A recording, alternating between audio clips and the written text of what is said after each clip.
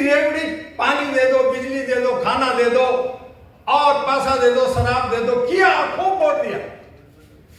लेकिन क्या आपने कहा कि एजुकेशन फ्री होनी चाहिए? क्या आपने कहा कि हमारा स्वास्थ्य फ्री होना चाहिए, सिक्योरिटी फ्री होनी चाहिए? और मजे की बात है कि इस पे धरना प्रदर्शन, दुनिया भर के ईगो और दुनिया भर की बातें होती है, संविधान की दुहाई दी जाती है, लेकिन आर्टिकल 14 को कौन मान रहा है? हम आप मान रहे हैं क्या? दूसरे को दोष देते हैं, लेकिन खुद अपने घरों में हम कहीं ना कहीं कमजोर हैं। दुनिया भर के कार्यक्रम होता है, लेकिन उस पर आवाज कौन उठा रहा है?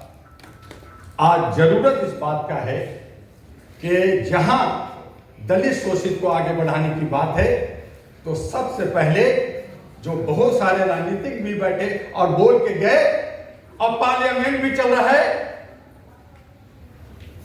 आज ओबीसी, एसटी, अल्पसंख्यक मुसलमान, मेरी भी वाइफ डॉक्टर नीलूफर जो दिल्ली की मानी हुई डॉक्टर है, मेरी भी बेटी सुप्रीम कोर्ट की एडवोकेट है जो फ्री में महिलाओं के लिए लड़ रही है।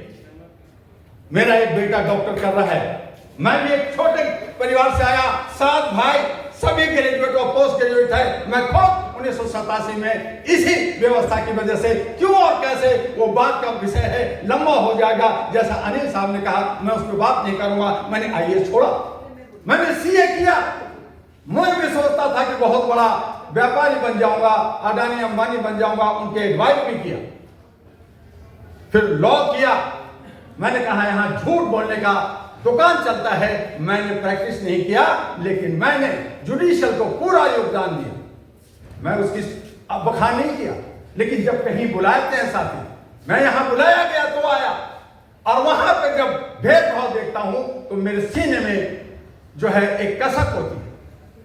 यहां पे बड़े बड़े वेटनर लोग, सुनील सरदार जैसे लोग बैठे हैं, जो हमारे सरदे हैं, बड़े हैं, उनका नाम तक नहीं लिया जाता, और कहते हैं कि मैं अपने समाज का उद्धार करूंगा। अगर उद्धार करना है तो आज पार्लियामेंट के अंदर 295 हमारे परिवार के लोग, हमारे समाज के लोग, एक सेकंड, हमारे समाज के लोग रह रहे हैं, जो ओबीसी, एससी, एसटी और मुस्लिम कम्युनिटी से हैं। सरकार के लिए 272 चाहिए। ये रिजाइन एक सेकंड में क्यों नहीं देते? ये कहें कि मुझे ये समाजवादी लोग, ये आरएसएस के लोग, ये बीजेपी के लोग नहीं चाहिए, मैं इस्तीफा देता हूं। आज 1 मिनट के अंदर आपकी सरकार हो। लेकिन ये हिम्मत हमारे ही जनप्रतिनिधियों के पास नहीं है, क्योंकि वो बिके हुए हैं, और इस तरह से हमारी जनता, हमारा समाज 90% हम गुलाम बने हुए हैं, या यूं कहें कि जनता बंधक बनी हुई। बंधक है तो बोलोगे कैसे? प्रोग्राम कर लो, धरना कर लो, प्रदर्शन कर लो। वो बिना धरना प्रदर्शन किए रोस्टर से, जो क्रीम से, वो डॉक्टर, इंजीनियर और ब्राह्मण आपके सुप्रीम कोर्ट में कब्जा कर रखा है, पार्लियामेंट में कब्जा कर रहा है। आप बंधुआ मजदूर करोगे क्या?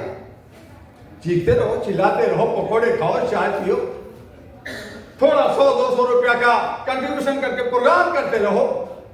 वो करते हैं क्या? जंतर मंतर पे रोज 4-4, 5-5 फंक्शन होते हैं। कभी आपने देखा कि वहां ब्राह्मण लोग धरना दे रहे? कभी देखा कि वो हक मांग रहे? हम हक मांगते रहते हैं, लेकिन हक लेना नहीं आता। हमें नहीं आता कि हक अधिकार होता क्या।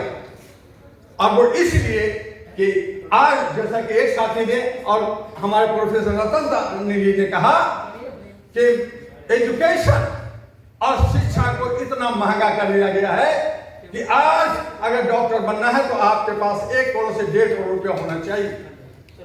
नहीं है तो झाड़ू मारिए, ऑटो रिक्शा चलाइए, सब्जी भाजी बेचिए, धरना प्रदर्शन कीजिए, जी सर कीजिए, जय हिंद कीजिए, ये सब